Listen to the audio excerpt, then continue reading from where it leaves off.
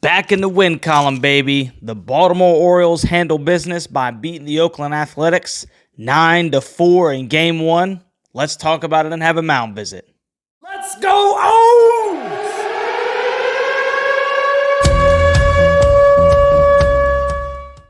What's going on, Birdland? Baltimore Bobs here, and welcome to the Baltimore Bobs YouTube channel where we discuss all things Baltimore Orioles. I'm your host, Bobs, and in this episode, we're going to talk about Game 1, Oakland Athletics in Oakland, 3-game set, Birds handle business 9-4. First of all, it feels like it's been a while. Am I the only one? It literally feels like it's been a couple of days for some reason, but let's get into this baseball game. So, box score. Baltimore Orioles have 9 runs on 16 stinking hits, 0 earned runs, and the Oakland Athletics have 4 runs on 12 hits themselves and 2 errors. And let me tell you something, man. Stinking Oakland is just primed for a lot of offense. I mean, those gaps and those valleys are stinking deep. And you saw that from both teams, actually, today. There were a lot of stinking gappers, a lot of room to run. It's got to be super tough to play outfield in Oakland. Let's get into the Orioles hitters. So, Adley Rutschman had a fantastic day of the plate. He goes 3 for 4 with a run, also drew a walk. Gunnar Henderson goes 3 for 5. Had 3 ribbies and just absolutely demolished the ball like 440 feet to right field, the upper deck. I mean, what can that kid not do, man? First full season, the kid has stinking 20 dingers. I don't know what else to say about Gunnar Henderson. That guy is going to be stinking great for years to come. We better stinking eke him to a long-term contract as soon as possible. Anthony Santander goes 1 for 3. Ramon Urias goes 1 for 2. Ryan Mountcastle goes 1 for 5 with a ribby. He's the one that actually knocked in the first run of the game. Ryan O'Hearn goes 2 for 5. Said goes 1 for 4. Said goes 1 for 5. Said goes 1 for 5 with 2 RBIs. Austin Hayes goes 2 for 5, has a good day at the plate. Adam Frazier goes 1 for 5 with an RBI. And Jordan Westberg goes 1 for 3 with 2 ribbies. And every single Baltimore Oriole in the starting lineup had a base knock. Just an absolute onslaught of the Oakland Athletics pitching. Now, Kyle Gibson, he goes 5 innings. He gives up 9 hits, 4 earned runs, 6 Ks on 95 pitches. It was not his greatest outing, but with the way that the Orioles bats were going, hey, 5 innings of 4-run baseball, you really can't complain too much about that. That brings Kyle Gibson's record to 12-7, and so it was a serviceable outing, if you will. Mike Baumann pitches an inning himself, gives up 2 hits, 1 walk with a K, no earned runs. Cionel Perez has a scoreless inning himself. Webb comes in, has another scoreless inning, and Yennier Cano looks real good in his inning.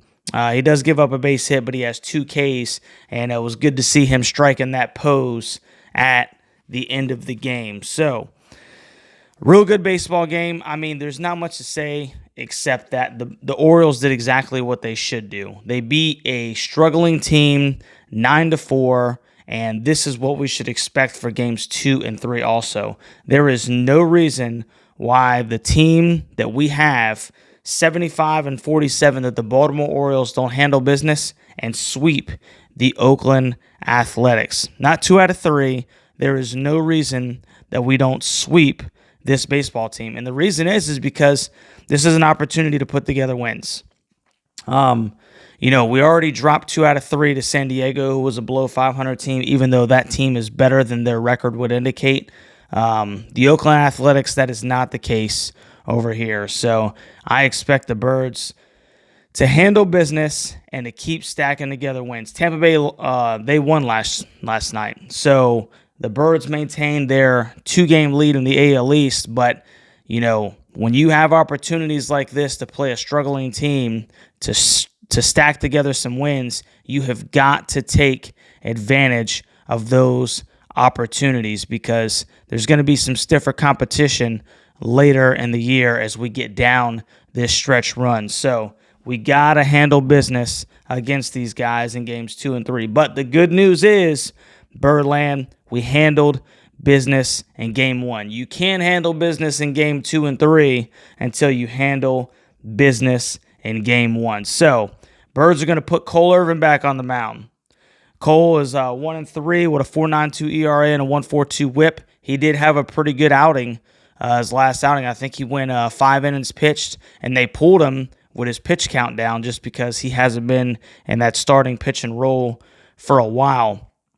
And then the Oakland Athletics are going to put out Ken Waldachuk, who's 2-7 with a 6.07 ERA and a 1.70 WHIP himself. So, like I said, Birds, 907 against the A's. They're going to look to handle business in game 2, and that's what we should expect, Birdland. Hey, let me know down in the comment section what you liked about game 1.